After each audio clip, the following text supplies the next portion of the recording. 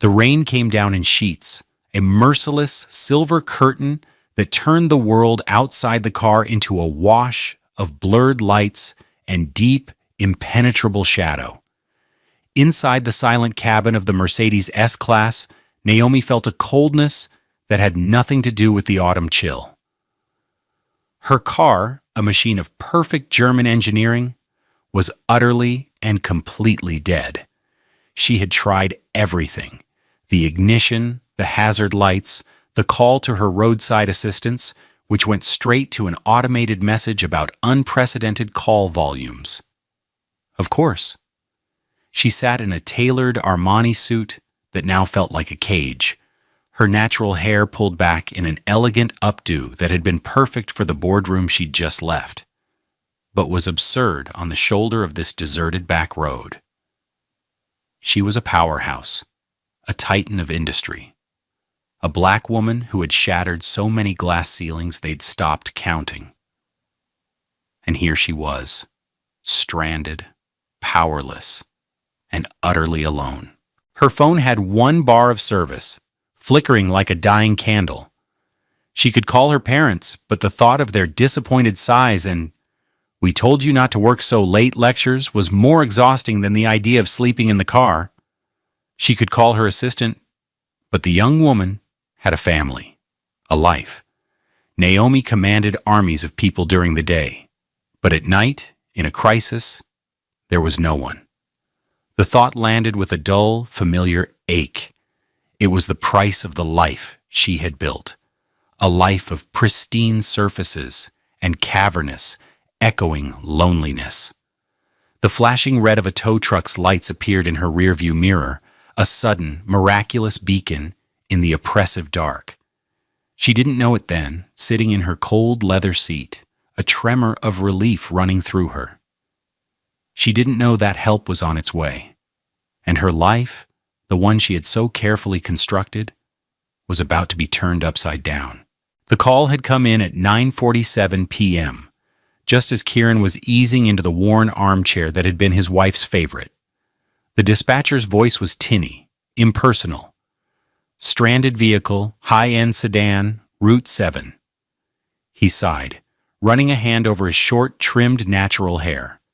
It was late, and Amara was already asleep. But a call was a call, and the Bills didn't care about bedtime. He pushed himself up, his tall frame moving with a quiet weariness that seemed to settle in his bones at the end of each day. His apartment was small, but it was a sanctuary of warmth and color. The walls were a soft yellow, the air smelled faintly of the cinnamon tea he'd brewed earlier, and the refrigerator was a chaotic gallery of Amara's artwork.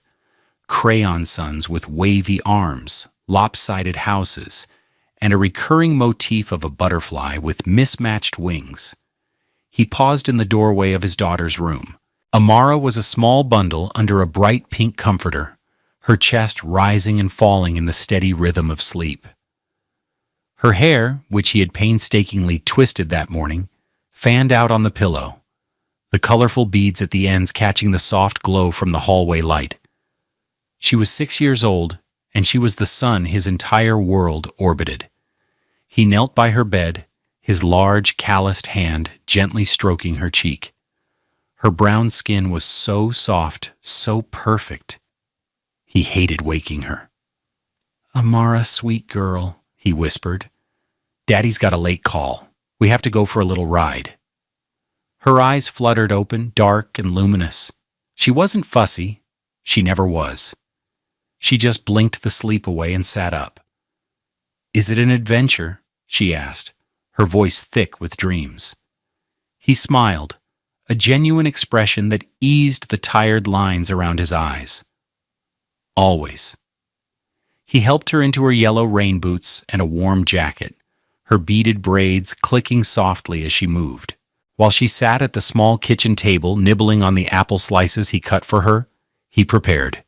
He filled a small thermos with warm milk and honey for her, and grabbed her favorite book about a girl who could talk to stars. He checked the simple gold band on his own finger. A habit, a memory. On the nightstand by his bed, A silver frame held a picture of a woman with Amara's eyes and a smile that could have lit up the whole city. Maya. The grief was no longer a tidal wave that threatened to drown him. It was a quiet current, always there, a part of the water he swam in every day. He took a deep breath, tucked the pain back into its designated place in his heart, and focused on the task at hand. Being a father.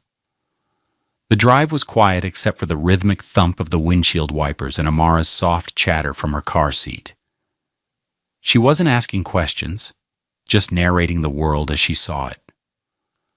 The rain is making the streetlights cry, Daddy. Look, crying diamonds. Kieran glanced at her in the rearview mirror, his heart swelling with a fierce, protective love. She saw the world with a poet's eyes, finding beauty in a storm. He was just a man who fixed broken things.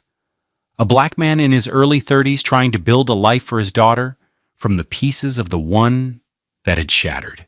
He was reliable, he was patient, he was strong, but she was magic.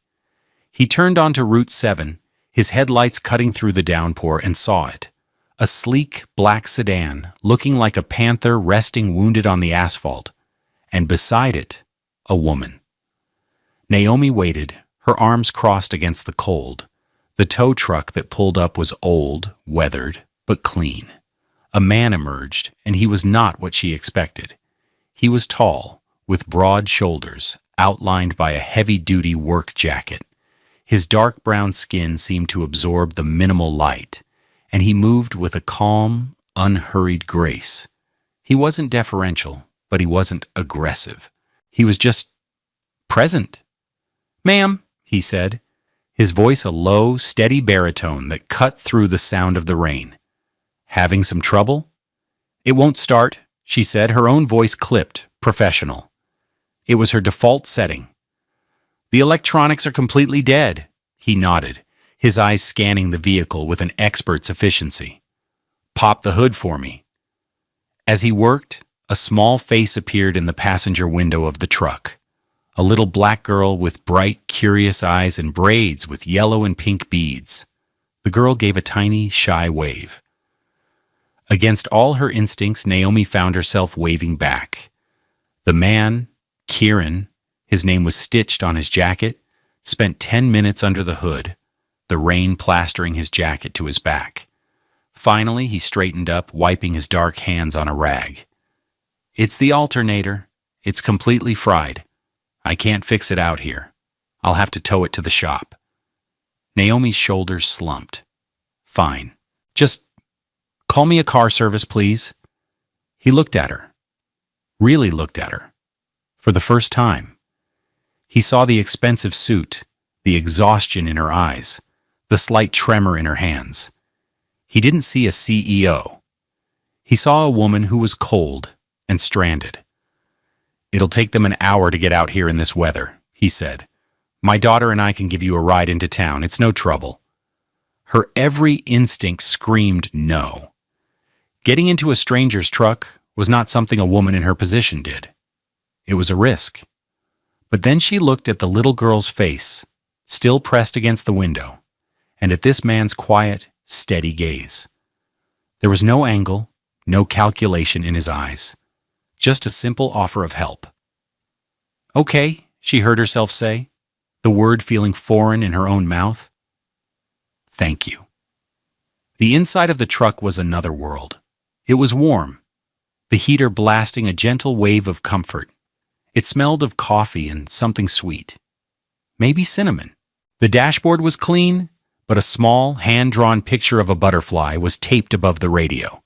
Naomi slid into the passenger seat, her silk blouse and wool suit feeling ridiculously out of place. "I'm Kieran," he said, pulling back onto the road. "And this is my co-pilot, Amara." "Hi," the little girl chirped from the back. "My name is Amara, and I'm 6, and my favorite color is yellow like my boots, and Daddy says you have a sad face. Why is your face so sad?" Naomi was stunned into silence. The unfiltered honesty of the question was like a tiny, sharp key turning a lock deep inside her she didn't even know was there. Kieran's voice was gentle but firm.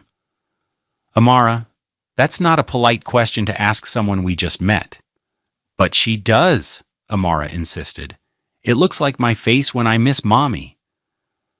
The cab of the truck filled with a silence so profound it felt louder than the rain.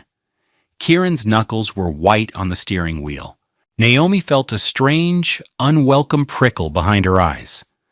Before she could formulate a response, Kieran reached beside him and picked up a small silver thermos. Here, he said, not looking at her. His voice was a little rough. It's ginger tea with honey. It's warm. Drink this.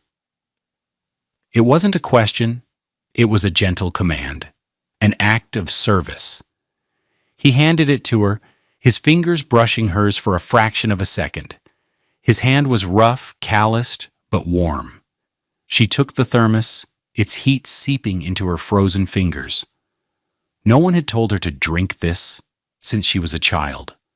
No one had offered her simple, uncomplicated comfort without an invoice or an agenda attached. She unscrewed the cap, the fragrant steam rising to meet her, and for the first time in over a decade, Naomi, the untouchable CEO, felt the stinging, terrifying, and overwhelming urge to cry. She took a sip of the sweet, warm tea and stared out at the crying diamonds on the window, forcing the tears back down. He dropped her at the entrance to her high-rise apartment building, the uniformed doorman rushing out with an umbrella, his eyes wide with surprise at the sight of the old tow truck. As Naomi stepped out, she realized with a jolt of panic that her briefcase, containing her laptop and the entire next quarter's strategy proposal, was still on the floor of the truck.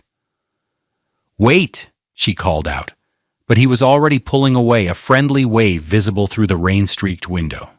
She stood there, under the doorman's umbrella, feeling a strange mix of annoyance and something else she couldn't name. It meant she would have to see him again. The next day he called her assistant. Her number had been on the towing receipt, and arranged to drop the briefcase off at her office. Naomi found herself feeling an absurd flutter of anticipation. When he walked into the marble and glass lobby of her corporate headquarters, he looked just as out of place as she had felt in his truck, yet he carried himself with an unshakable dignity. He wore clean work pants and a pressed but worn button-down shirt. He didn't gawk at the soaring ceilings or the expensive modern art. His focus was singular. He handed the briefcase to her assistant with a polite nod. Naomi intercepted him before he could leave. "Thank you, Kieran. I'd like to compensate you for your time." He shook his head. "Wasn't any trouble. Just returning what was yours." "Please," she insisted, feeling the need to re-establish the familiar transactional nature of her world. "Let me buy you a coffee at least, as a proper thank you." He hesitated for a moment, then a small smile touched his lips. "Okay, a coffee would be nice." They sat in a sterile cafe across the street, the air buzzing with the low hum of business deals and stock market chatter. He looked at ease, sipping his black coffee, while she felt strangely like she was on an interview. "So, you fix things?" she said, stating the obvious. "I do," he said. "Cars, plumbing, broken cabinets. People's bad days sometimes." He said it without a hint of irony. He talked about his work with a quiet pride she rarely saw in the executives she managed, who spoke of their jobs in terms of conquests and market share. He spoke about Amara, his whole face softening. He described her latest artistic masterpiece, a portrait of their downstairs neighbor's cat, which he said looked more like a potato with whiskers. A genuine laugh escaped Naomi's lips, a sound so unexpected it startled them both. She, in turn, found herself talking, not about mergers or profit margins, but about the suffocating pressure, the endless meetings. She didn't reveal anything truly personal, but the armor was a little lighter than it had been before. A week later, her phone buzzed with a text from a number she didn't recognize. "This is Kieran. Amara has declared it National Spaghetti Night and insists you are the guest of honor. No pressure, but she is a very demanding head chef. Naomi stared at the message, a war raging inside her. It was unprofessional. It crossed a boundary. It was also the most genuine invitation she had received in years. She typed back a single word. When? His apartment was exactly as she had imagined. Small, warm, and filled with love. The spaghetti was simple, the salad came from a bag, and the garlic bread was slightly burnt on one side. It was the best meal she'd had all year. After dinner, she found herself sitting on the living room floor, a box of crayons between her and Amara, trying to draw a butterfly that didn't look like a potato with wings. She had traded her designer heels for a pair of his thick wool socks. The CEO of a multi-billion-dollar corporation was sitting on a worn rug, coloring. The absurdity of it was liberating. Amara, with the serious focus of a true artist, was working on a new piece. When she was finished, she held it up for inspection. It was a drawing of 3 stick figures against a bright blue sky.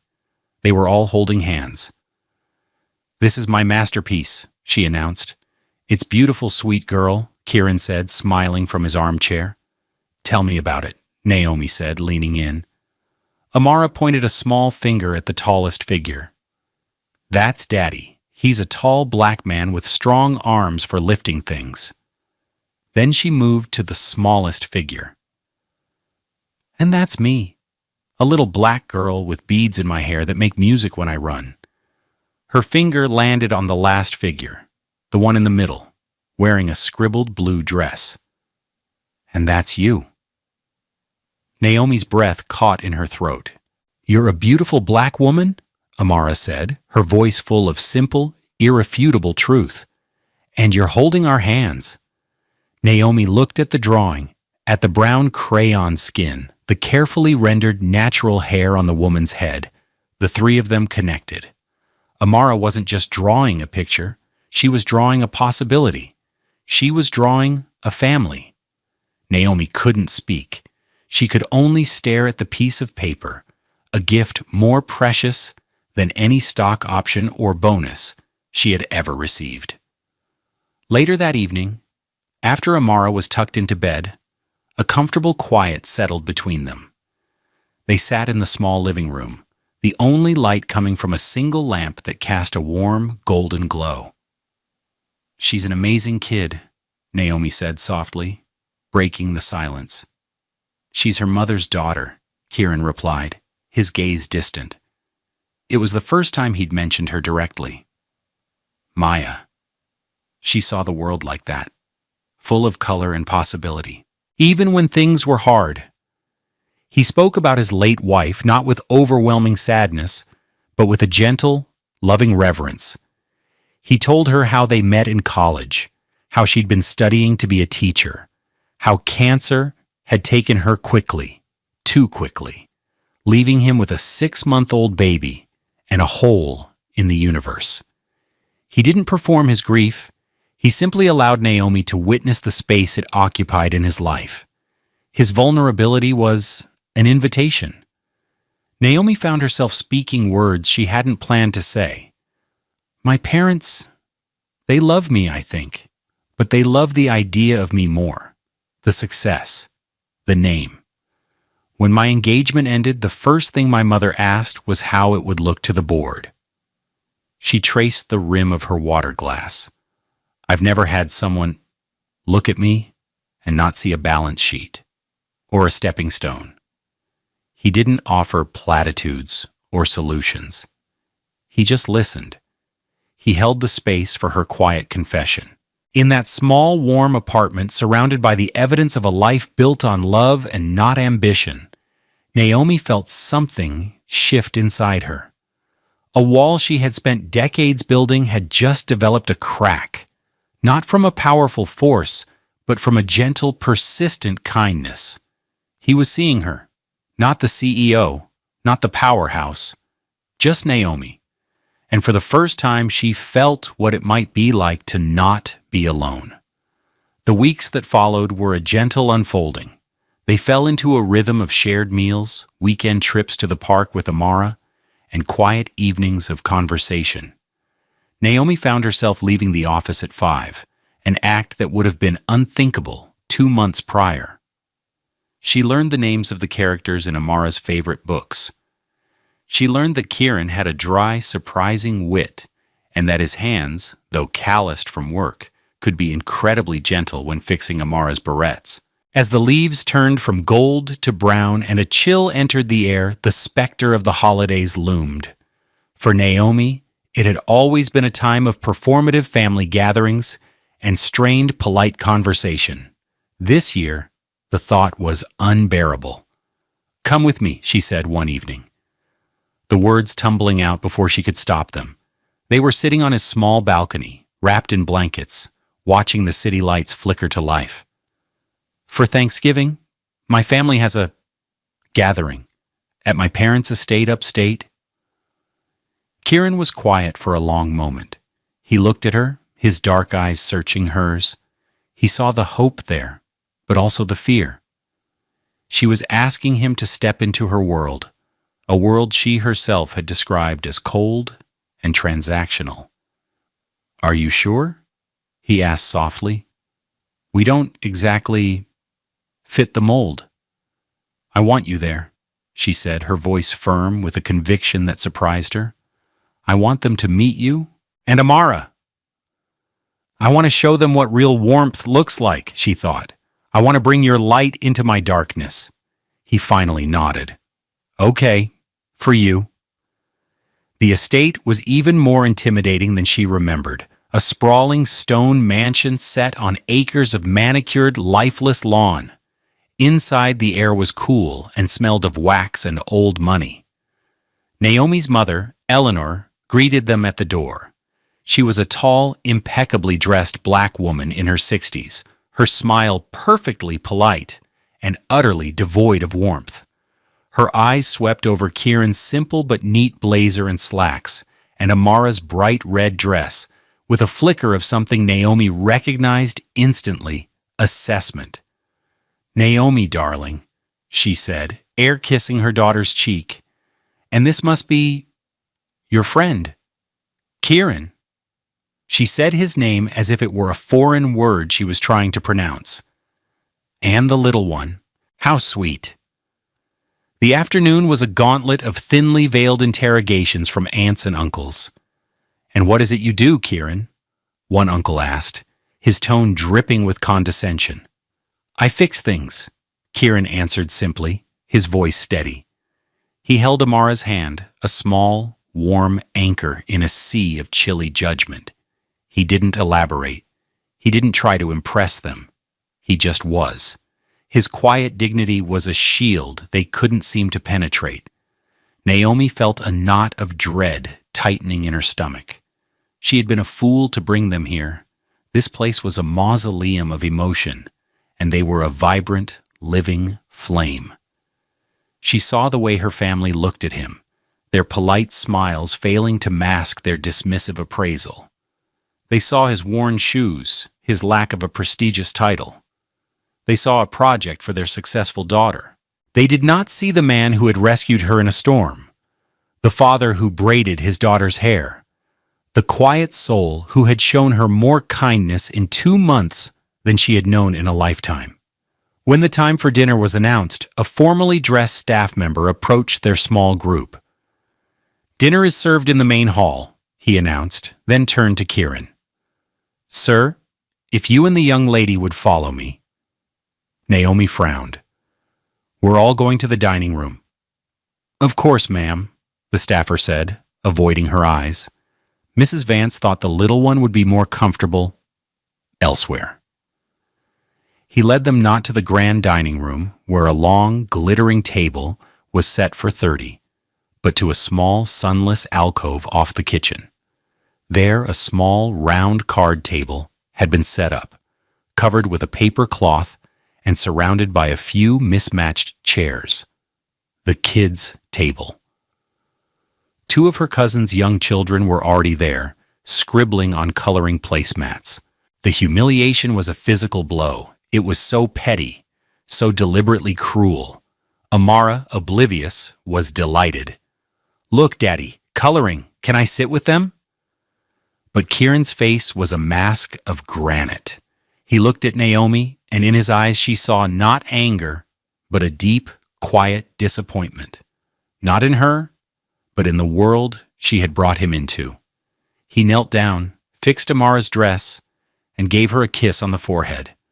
"Of course, sweet girl. You go have fun."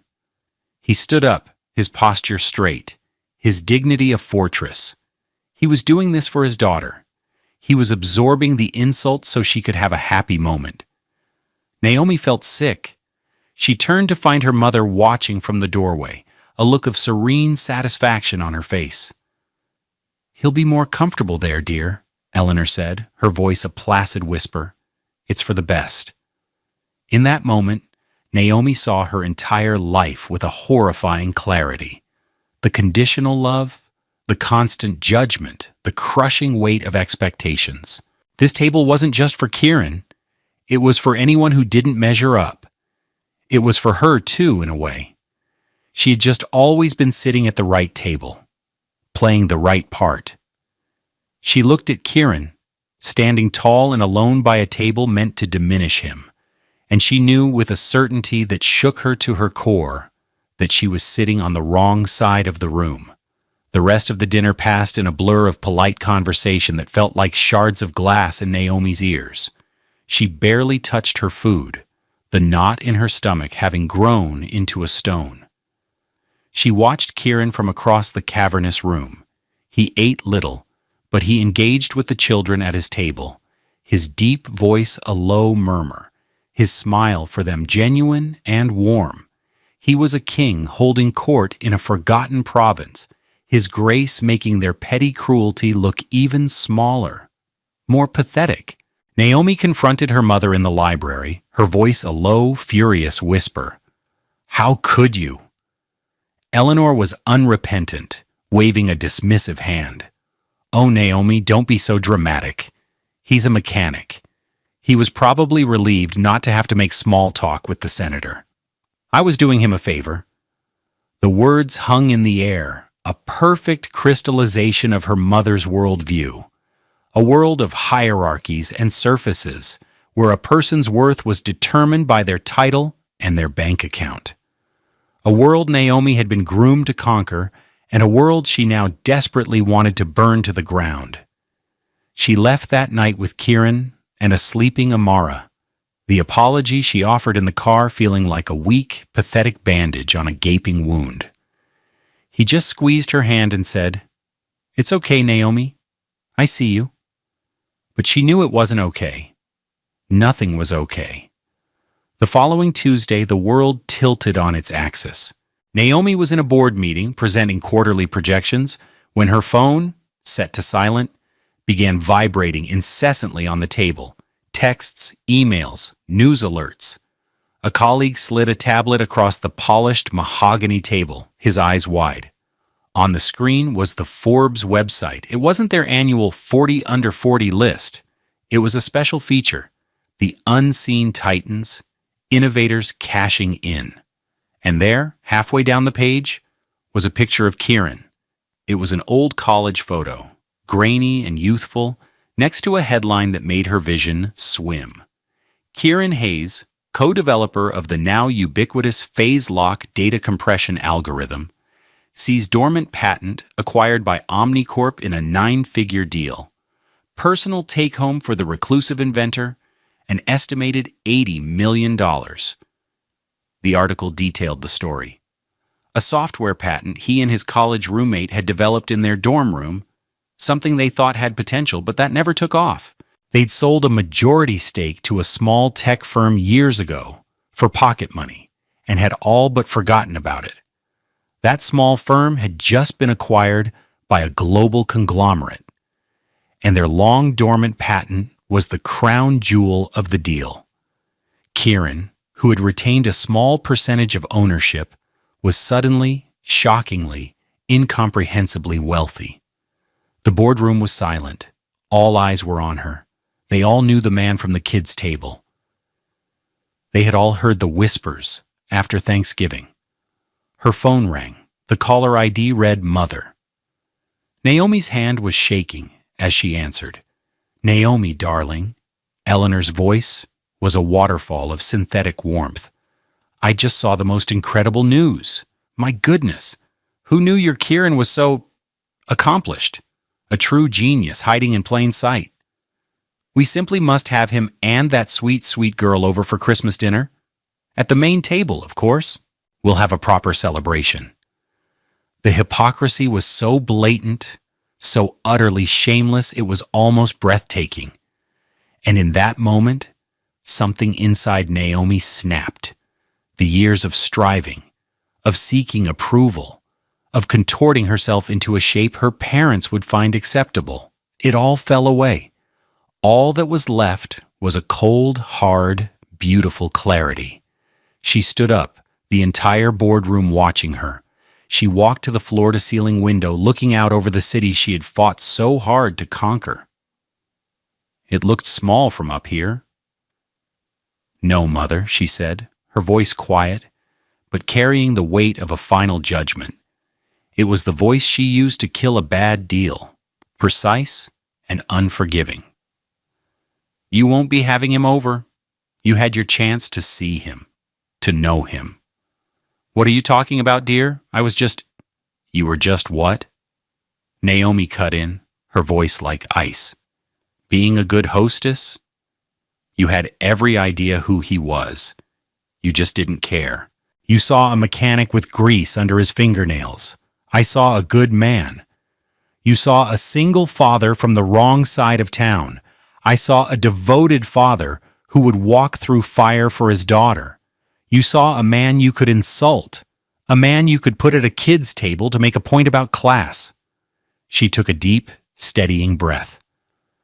I saw the only man who has ever made me feel safe. The only person who has ever seen me. The real me, not the CEO. So no, we will not be coming for Christmas. Or ever again. She ended the call without waiting for a reply. A profound silence filled the room. She turned back to the board of directors, her face serene. Gentlemen, she said, her voice clear and strong, I believe my presentation is complete. I have somewhere more important to be.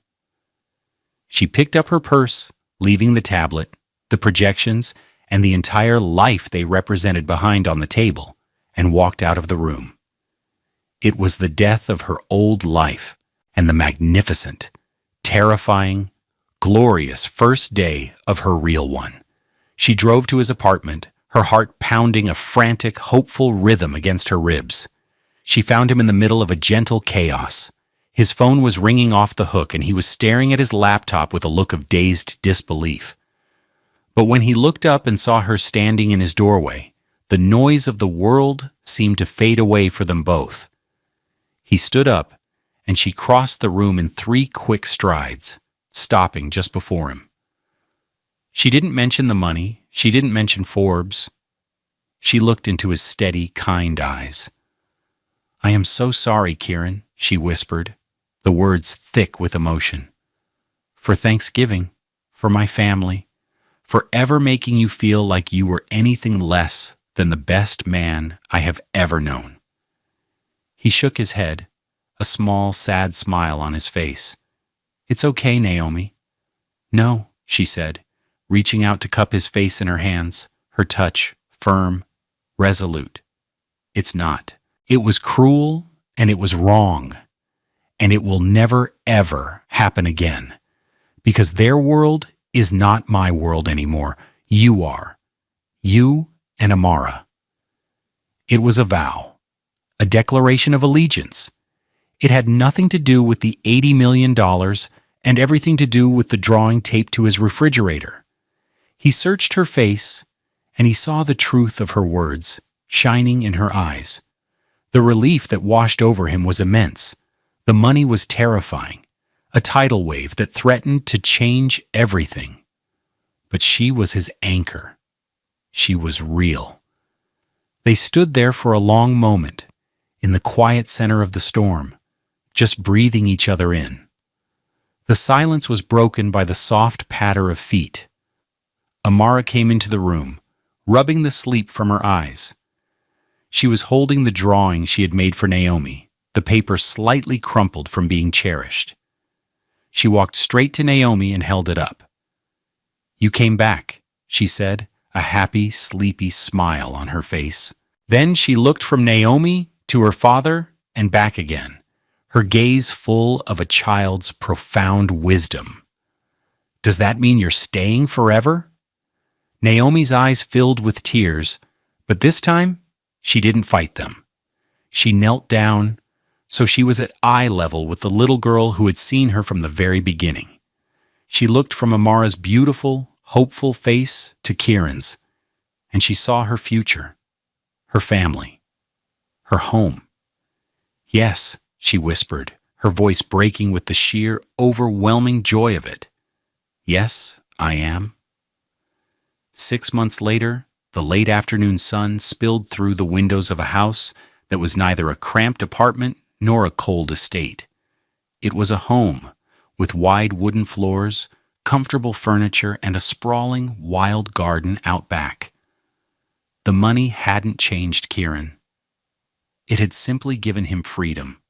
Freedom to quit the late-night calls, to be home for Amara every single night. He had used a significant portion of it to start a foundation in Maya's name, an organization dedicated to supporting single parents. Naomi, having walked away from her corporate kingdom without a backward glance, now ran it with him. She had never worked harder, and she had never been happier. From the porch, Kieran watched her in the garden. Her hair, a beautiful collection of natural coils, was free, catching the golden light. She wore old jeans and a sweatshirt, her hands covered in dirt as she and Amara carefully planted a row of sunflowers. Amara's beaded braids bounced with excitement, the colors a bright flash against the green of the garden. Laughter carried on the warm breeze, a sound more valuable than any stock portfolio. He walked down the steps and into the garden, the soft earth yielding under his boots. He stopped beside Naomi, who looked up at him, her deep brown skin luminous, her smile radiant. He didn't have a ring. He hadn't prepared a speech. Grand gestures were her old world. This new world was built on quiet, unshakable truths. He took her dirt-smudged hand in his calloused fingers intertwining with hers. A perfect fit. "You know," he said, his voice soft, meant only for her, "Amara has been asking a lot of questions lately. Her main one is about when she can officially start calling you Mom." Naomi's breath hitched. She looked over at Amara, who was now carefully watering the newly planted seeds. She looked back at Kieran, at this quiet, noble man who had fixed her car and, in doing so, had fixed her life. Tears welled in her eyes, tears of pure, unadulterated joy. "I'd like that," she whispered, her voice thick with emotion. "I would really, really like that." He smiled, a slow, beautiful smile that reached his eyes and erased any lingering trace of weariness. He was home. They were all home. And the narrator might say that in a world that measures worth in dollars and titles, the greatest fortune is to be truly seen. Family is not a matter of blood, but of choice. A quiet daily decision to show up, to care, to love without condition. The most valuable thing you can ever possess is a place at a table where you are known, cherished, and celebrated not for what you have, but for the simple, miraculous truth of who you are. A place where you belong.